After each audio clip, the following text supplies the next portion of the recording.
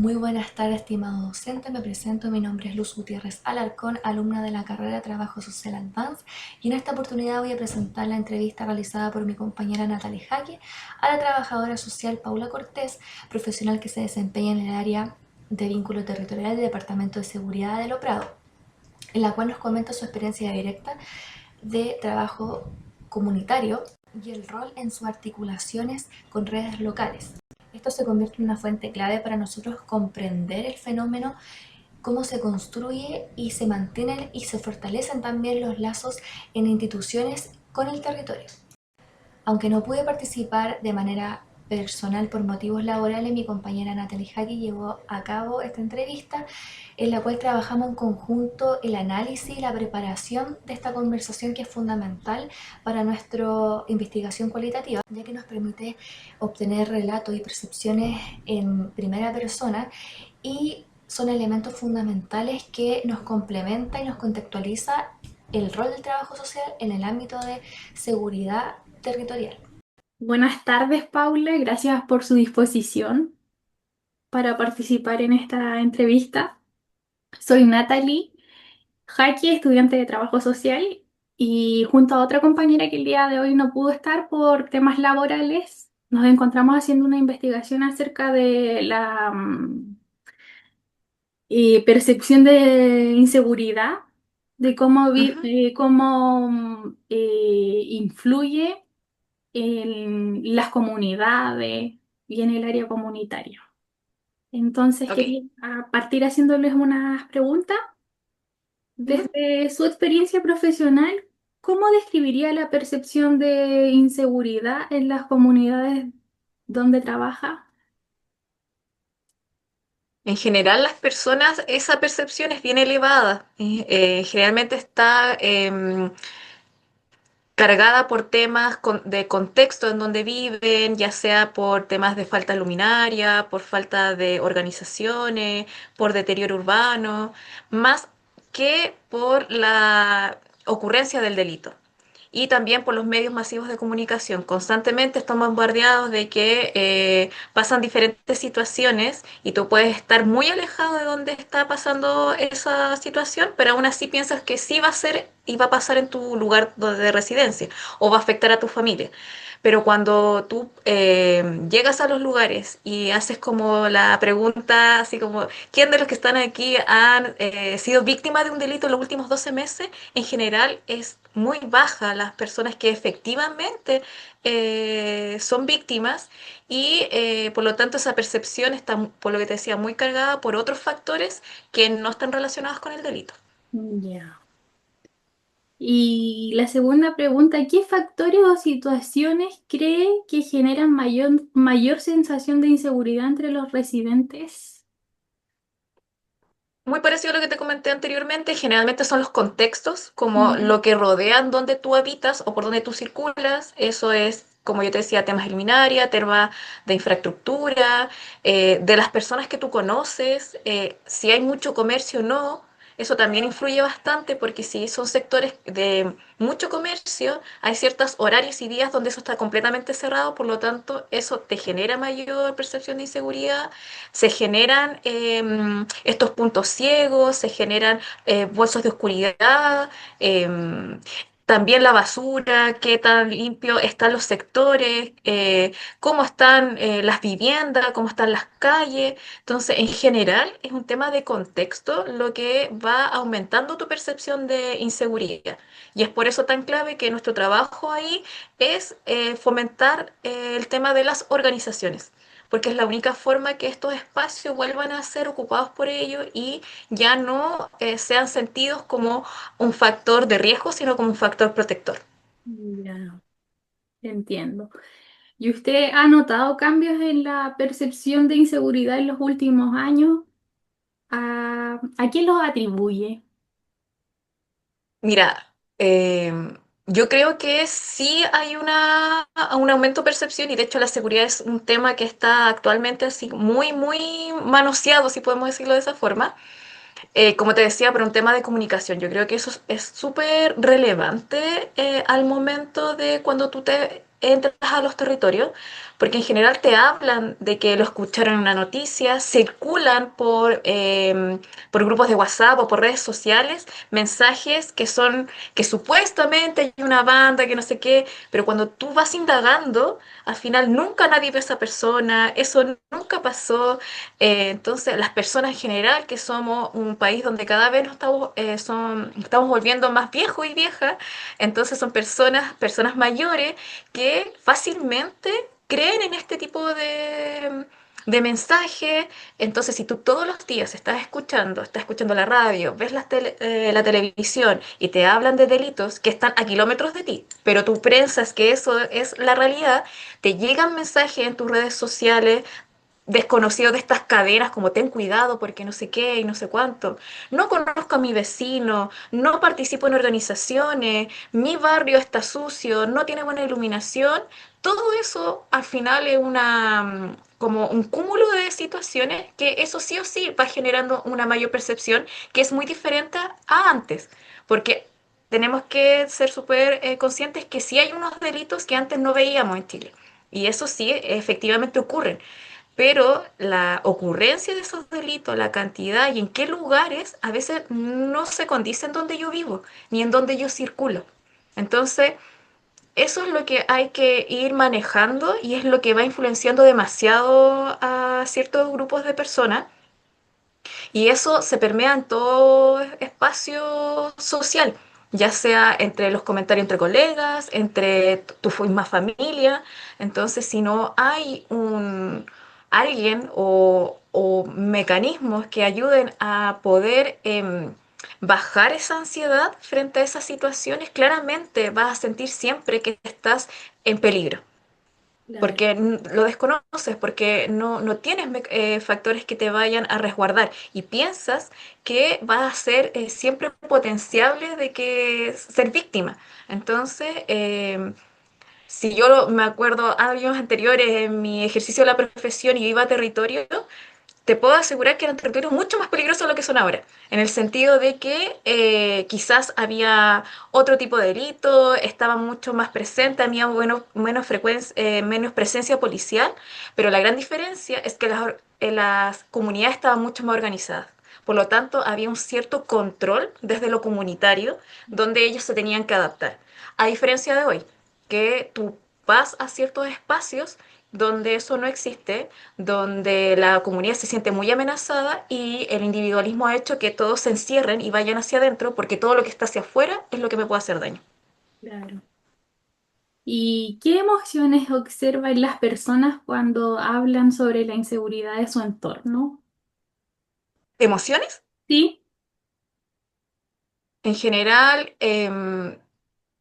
sentimiento de abandono, ya, porque se sienten que ahí en donde ellos viven nadie llega, nadie hace nada, que las policías o que los entes que están encargados del tema de seguridad no llegan cuando corresponden, por lo tanto está este sentimiento de abandono constante, eh, de, de estar expuesto a que me va a pasar algo, porque si salgo me va a pasar algo, y también de desconfianza institucional y desconfianza a nivel personal. Creo que eso es lo que más se caracteriza de los espacios cuando uno interviene y llega a esos territorios. claro. ¿Y cómo cree que esas emociones influyen en la convivencia y en la vida cotidiana de la familia? Oye, de forma directa, porque sí o sí, si tú sientes constante temor, no vas a querer, no vas a confiar. O sea, si cuando llega el estado donde tú estás, de la forma que sea, a través de un programa, a través de intervenciones, de forma privada, de forma estatal, vas a pensar que no van a cumplir con lo que dicen, Claro, porque no hay una confianza en esta institución. Y a la vez con tus vecinos no te vas a querer organizar porque vas a decir, ¿para qué? ¿Qué voy a lograr? ¿Qué logro yo? ¿Cuál es mi beneficio personal? Porque no hay una visión colectiva frente al tema de la seguridad. Y eso claramente afecta a las familias porque las va restringiendo en movimiento, en horarios, en estar constantemente conversando sobre la temática de que algo me pueda pasar.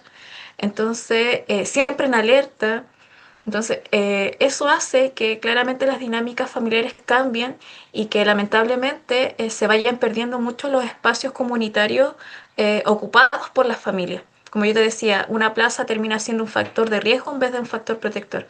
Claro.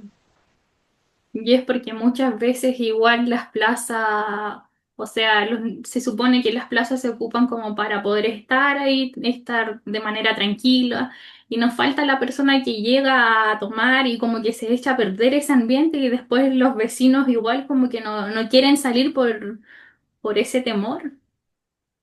Sí, pero claramente si sale un vecino, no es lo mismo que se pongan de acuerdo 20 Sí, familias y vayan justo en ese mismo horario a esa plaza. Te aseguro que no va a salir tanto esa persona y los grupos que ocupan esos espacios para incivilidades va a ser mucho menor a lo que sería si es que vale solo una familia. Por eso te decía, yo creo que siempre esto va de la mano con la organización, con el sentir que este espacio es tan mío como de todos. Es de nadie, pero es de todos.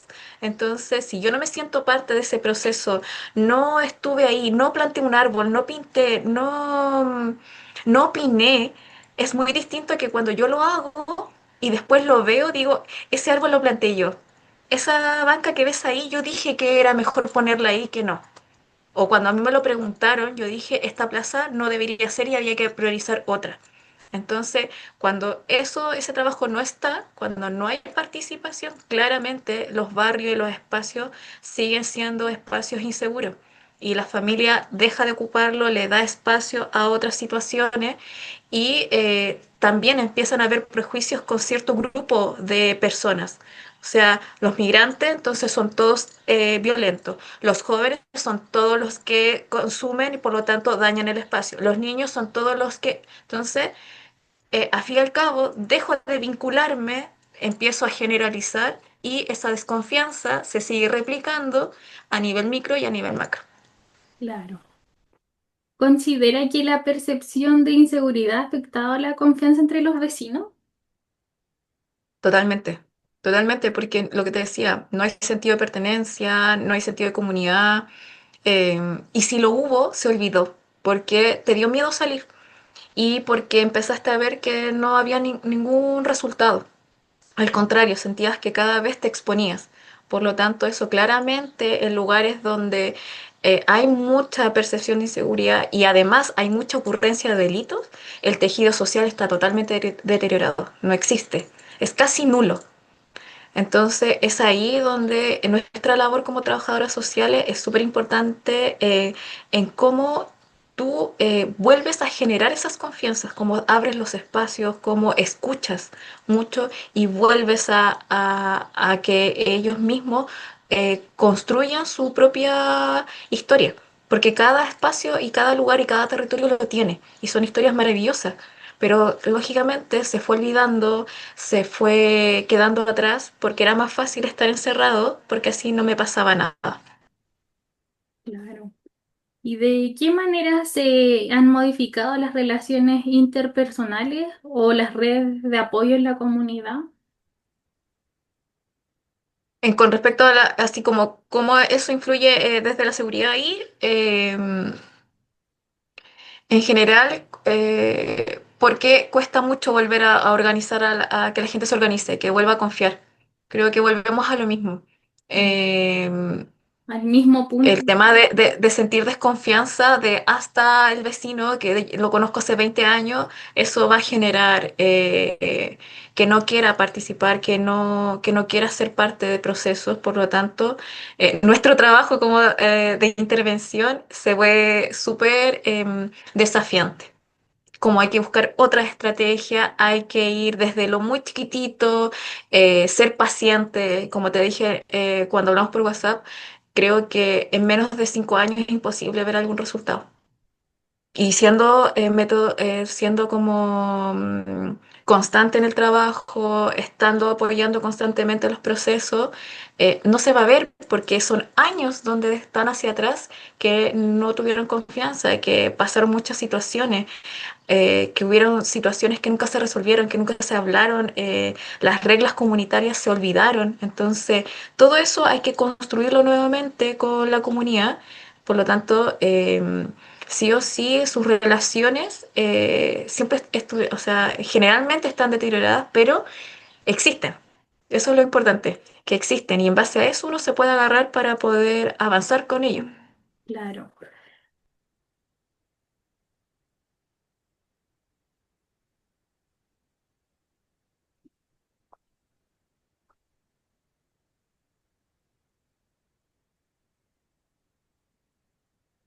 ¿De qué manera se han modificado las relaciones interpersonales o las redes de apoyo en la comunidad? Es la No, misma. eso ya lo he contestado. Sí. La siguiente. Ya. Los nervios. ¿Cómo incide, Tranquila. cómo incide la Nuevo certamen. cómo incide la percepción de inseguridad en la participación de actividades comunitarias o juntas vecinales? Completamente, completamente, porque no van a participar. No, va a costar mucho la convocatoria. Van a llegar yo creo que esa es la estrategia. Llegan por qué van a recibir. ¿Qué gano yo? ¿Qué Claro, gano yo? Entonces, sí o sí, al principio uno tiene que, como profesional, buscar instancias donde la persona se sienta retribuida de forma inmediata por ser parte de esto. Después vienen todos los otros procesos que van a generar bases para que ellos se vayan organizando. Pero al principio es como juegos infantiles para que los niños salgan a jugar, para que lleguen, porque es la única forma que llegan las familias en un espacio resguardado, en un horario que los vecinos puedan, no sé, pero en general, sí o sí, el tema de la participación y las organizaciones está muy, muy determinado por el tema de la percepción de inseguridad, porque nadie quiere querer participar, sobre todo si sabes que tu vecino es narco. Te claro, va a dar miedo, porque te va a amenazar, porque tú, trabajadora social, te vas a ir de ese lugar, tú no vives todos los días ahí. En cambio, ellos sí, ellos son vecinos. El hijo del narco está en las reuniones. Entonces, claramente se ven expuestos. Entonces, ahí es donde uno también como profesional hay que ocupar el criterio, hay que buscar la mejor estrategia, hay que conocer y saber que esas situaciones son las que han hecho de que no participen y que tengan mucho miedo y que su miedo es real y muy válido.